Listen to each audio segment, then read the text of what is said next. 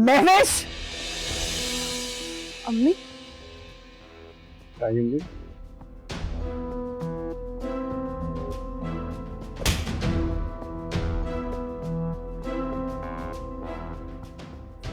तुम्हें अब भी सुकून नहीं आया?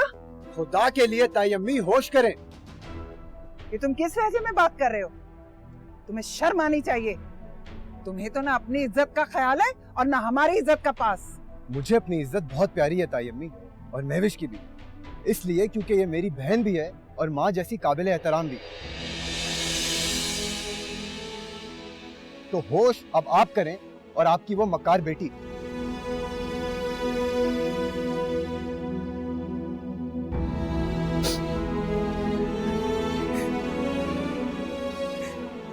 अब तो आपको यकीन आ गया ना अम्मी, फैसल मेरे भाई जैसा है और मेरा बेटा भी है। मुझे माफ कर दो महविश, मेरी बच्ची, मुझे माफ कर दो।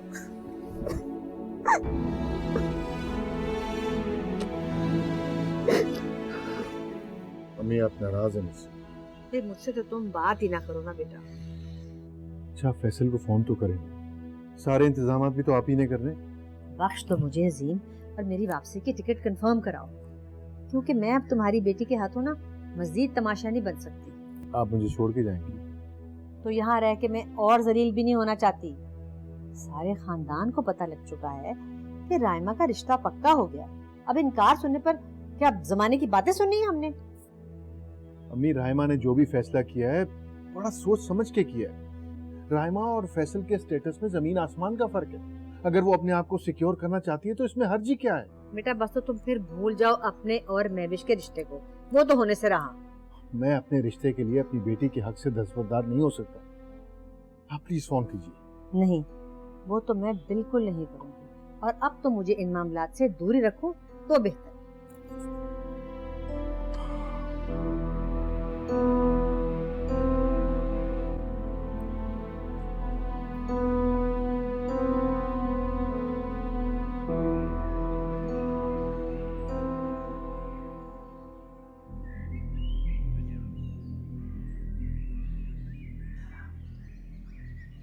फैसल बेटा,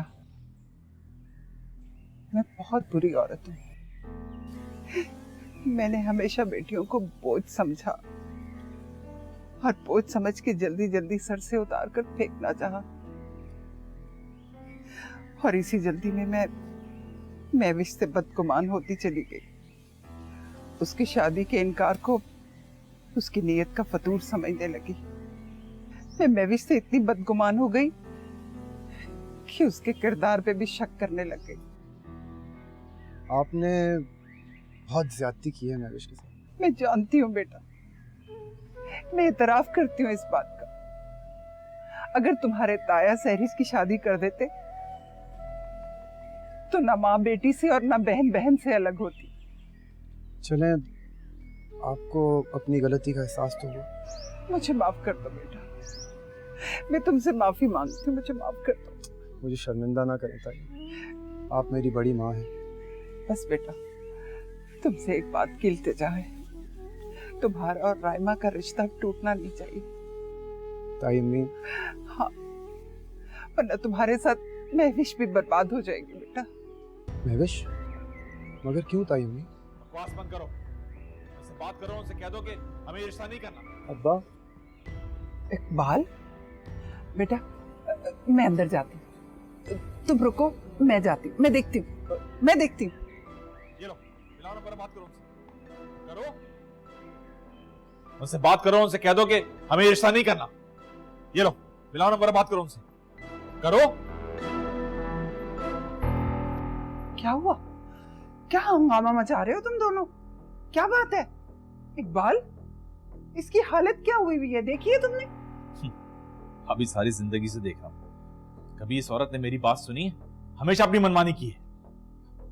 अब तो मैंने कुछ भी नहीं किया। तो फिर इनकार क्यों नहीं करती? कुछ होश के नाखून लो तुम। इनकार? अरे कल निकाया और आज तुम इनकार करोगे? क्या होता है हक महर से? लिख दो। हरगिज नहीं भाभी, ये व्यापार है। बस इकबाल, होश के नाखून लो। कोई इनकार नहीं करेगा। और बल्किस, तुम फोन करो जुलेखा बेगम को और कहो कि हमें उनकी शर्त मंजूर है। भाभी अगर ऐसा हुआ तो मैं इस निकाह में नहीं बैठूंगा। क्या हो गया तुम्हें इकबाल? तुम जैसा सुलह पसंद आदमी इस तरह जिद्दी हो सकता है? मैं सोच भी नहीं सकती थी। भाभी देख लीजिएगा, मैं अपनी जिद पूरी करके दिखाऊंगा। आप लोगों ने जो भी करना है शौक से कर लें, मैं इस निकाह में शरीक नहीं हूँ। इकबाल, इकबाल मेरी बात तो सुनो। अब क्या होगा? बस तुम परेशान ना हो, तुम मुझे फोन मिला कर दो, मैं अभी अजीम से बात करती हूँ कि कल निकाह जरूर होगा। लेकिन इकबाल के बगैर? उसको छोड़, वो दानिश समझा लेंगे इकबाल को। बस तुम फोन मिला के दो मुझे जल्दी से। ठीक है।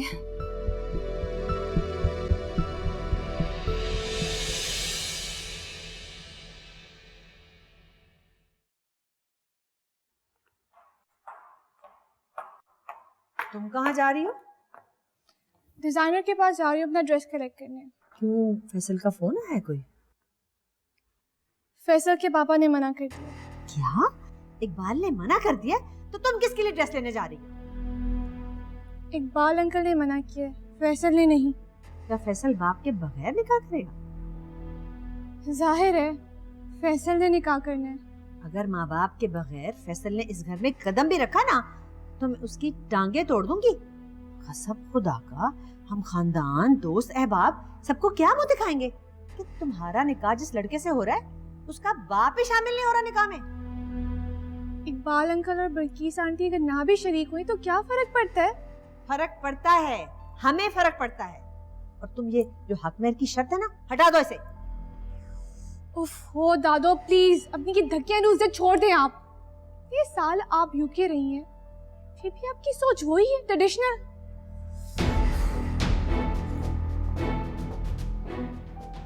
अल्लाह का वास्ता इकबाल, तुम तो ऐसे नहीं थे। अरे क्या हो गया तुम्हें? अपनी जिद की वजह से पूरे घर को तुमने परेशान कर दिया है। अगर एक लड़की को उसका शरई हक देने में तुम्हें क्या इतराज है? भाभी, शरअ लड़के के लिए भी तो कुछ हुक्म देती है। हक में सिर्फ उतना ही रखना चाहिए जितनी उसकी हैसियत हो। अगर कल को उसकी बीवी ने उससे डिमांड कर ली तो कहां से देगा वो?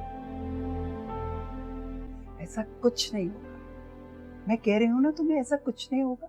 रहने दें भाभी, ये सब कुछ बिल्कीस की जिद और मेरी मसालहत पसंदी की वजह से हुआ है ना। भाभी, मैं तो हमेशा से चाहता था कि मेरी दोनों भतीजों में से कोई एक मेरी बहू बन सके, ताकि मेरा और भाई साहब का रिश्ता मजीद मजबूत हो सके। चाहती तो मैं भी यही थी, मगर दानिश की जिद थी कि बड़ी से पहले छोटी को नहीं ब्याना।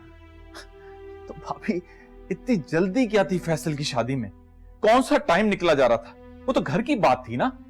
ये सब नसीबों की बात है इकबाल। अभी एक बात बताऊं आपको, मुझे अपनी भतीजियां अपनी जान से भी ज्यादा अजीज है।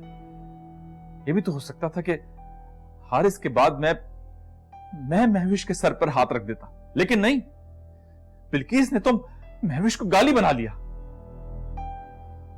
मैं माफी चाहता हूं भाभी, आप भी इस जुर्म में बराबर की शरीक है। अरे तो मैंने इतराफ कर लिया ना, और माफी भी मांग ली है महविश और फैसल से। देखो, अगर तुम्हें महविश से इतनी मोहब्बत है तो रायमा की दादी की शर्त मान क्यों नहीं लेते तुम? ये क्या करिए आप?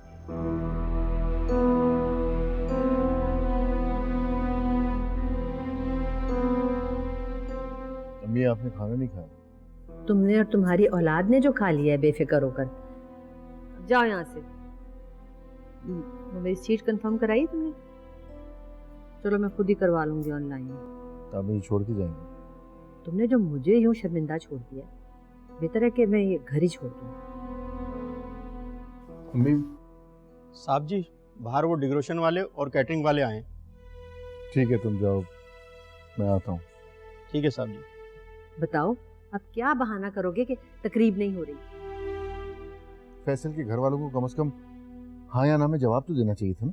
इनकार हो चुका है, फैसल राना को बता चुका है। आपको तो कम से कम फोन कर सकते थे वो। आप इस घर की सरबराह हैं। नहीं भाई, इस घर की सरबराह तुम्हारी बेटी है, जिसे पहले ही फोन आ चुका है। मना कर दो जाके केटरिंग वालों को और डेकोरेशन वालों को। तो मैं क्या करती इकबाल? हालात ने मुझे, दानिश और महविश को ऐसे दोराहे पे खड़ा कर दिया था कि महविश को 4 जवान बच्चों के बाप को कबूल करना पड़ा। लेकिन भाभी ऐसी क्या मजबूरी थी? बस इस बात को यही खत्म कर दो इकबाल। ना मुझ में दोहराने की हिम्मत है और ना तुम में सुनने का हौसला। ठीक है भाभी, अजीम अच्छा इंसान है, लेकिन अभी उम्रों का तो फर्क है ना, और फिर वो 2 बच्चों का बाप। 4 से तो 2 बेहतर है ना इकबाल। और फिर देखे भाले लोग हैं। ठीक है, अगर आपने महविश की शादी का फैसला कर ही दिया है तो फिर सैरिश और फैसल की शादी में किस बात की देर? खुदा के लिए इकबाल, सहरिश का चचा बनकर नहीं बल्कि महविश का बाप बन के सोचो। अगर रायमा के रिश्ते से इनकार किया तो महविश के रिश्ते को भी खतरा लाहक हो जाएगा और महविश बार बार रिश्तों की टूट फूट को नहीं सह पाएगी और ना ही तुम्हारे भाई साहब। ठीक है भाभी, मैं महविश की खातिर ये जिल्लत बर्दाश्त कर लूंगा। आप कल जाइए और रायमा और फैसल का निकाह कर दीजिए, लेकिन मैं नहीं जाऊंगा। इकबाल, कल जाने से पहले मुझसे 10 लाख का चेक ले जाइए, निकाह के बाद रायमा को दे दीजिएगा।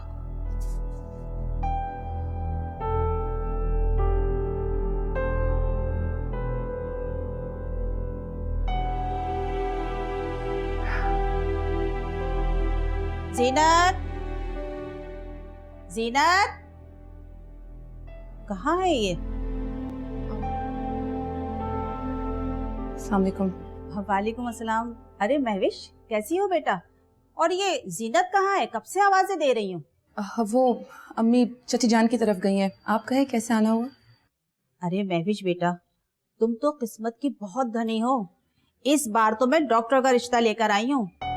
अपना हॉस्पिटल है, बंगले, कोठियां, बेशुमार दौलत है, और देखने में, अरे वो तो पूछो ही मत। माशाअल्लाह, नजर पड़ते ही दिल बेईमान हो जाए। ये तस्वीर लाई हूं मैं, ये तस्वीर देखो। नहीं, मुझे तस्वीर नहीं देखनी और ना ही अब किसी रिश्ते की जरूरत है। हैं? अरे पढ़ाई की वजह से शादी नहीं की, घर में सिर्फ माँ और बेवा बहन है, दौलत का अंबार लगा हुआ है, और सादगी देखो, मैं सदके मैं वारी। ये तो डॉक्टर सरमद है ना, जो शो होस्ट करते हैं टीवी पे?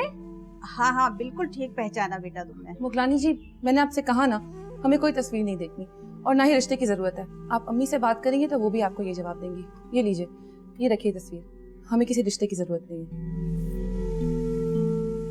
है ऐसा कौन सा इनकलाब आ गया कि 2 दिन पहले तो 4 बच्चों के बाप से भी कबूल था, और अब कह रही है कि हमें रिश्ते की जरूरत नहीं है। कहीं महविश का रिश्ता कर दिया क्या? अरे नहीं मुगलानी जी, बस ऐसे ही। आपकी तस्वीर मुझे दे दें, मैं अम्मी को दिखा दूंगी। हाँ, ये की ना तुमने समझदारी की बात। अच्छा, 1 गिलास ठंडा शरबत पिला दो, बाहर बहुत गर्मी है। आप बैठे, मैं भी लेकर। बेवा के नखरे तो देखो।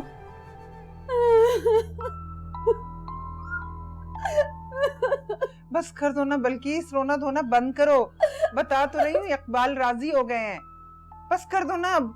नहीं भाभी, आपको नहीं पता, इकबाल आपके सामने मासूम बने रहते हैं। मैं उन्हें अच्छी तरह से जानती हूँ। एक मर्तबा उनके दिल में बात आ जाए, कभी नहीं जाती। अब देखना, आप सारी जिंदगी मुझे ताने दे दे के मार देंगे वो। बस कर दो ना अब, ये वहम दिल में ना लेकर आओ। मैंने कहा है कि निकाह कल ही हो गया, इकबाल राजी हो। लो, इकबाल भी आ गए। बताओ इकबाल के तुम राजी हो गए? मैं राजी। ये लो 10 लाख का चेक। ये किस लिए है? अपने बेटे से कहना ये उसकी बीवी की कीमत है। देखा भाभी, देखा हमने, मैंने कहा था ना इनके दिल से बात नहीं गई। इकबाल, ये क्या बचपना है तुम्हारा? जब राइमा रुखसत होके आती तो देखा जाता। उस वक्त तो और शरायत जमा हो जाएंगी भाभी। खैर, मैंने इस चेक पे डेट नहीं डाली है। ये चेक मैं महर समझ के नहीं दे रहा, बल्कि अपने भतीजियों के सर का सदका समझ के दे रहा हूँ। भाभी देख रही है ना आप, इनको यही गम है कि इनकी भतीजी यहाँ बहू बन के क्यों नहीं आई। अरे नहीं आई तो इसमें कसूर मेरा है क्या? इकबाल, तुम्हें समझाया था ना कि ये सब नसीबों की बात है। चलो अब तुम ये चेक रख लो और इन बातों को खत्म करो। अभी तो मैंने इतना सारा सामान भी लेना था, वो भी लेने नहीं जा सकी, इतनी टेंशन हो गई है। अरे रोना धोना बंद करोगी तो कोई काम करोगी ना। बस अपने आप को ठीक करो और जुलेखा बेगम को फोन कर दो। और उनसे कह देना कि हमने अपना बेटा बेच दिया। देखा भाभी, फिर से देखा ना। प्लीज इकबाल। अभी सच बहुत तल्ख होता है।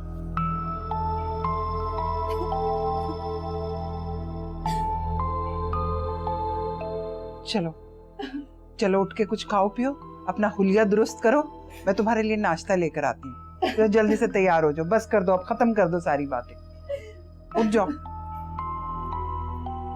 मीस नहीं कहेगी, उठ के आ जाती है। इसको यही पता है। बड़ी आई, मुंह पे कुछ अंदर से कुछ। जानती हूँ अच्छी तरह से। अपना हुलिया दुरुस्त कर लो। अच्छा है मेरा हुलिया। मेरे घर के हालात तो ठीक हो जाए, हुलिया भी दुरुस्त हो जाएगा।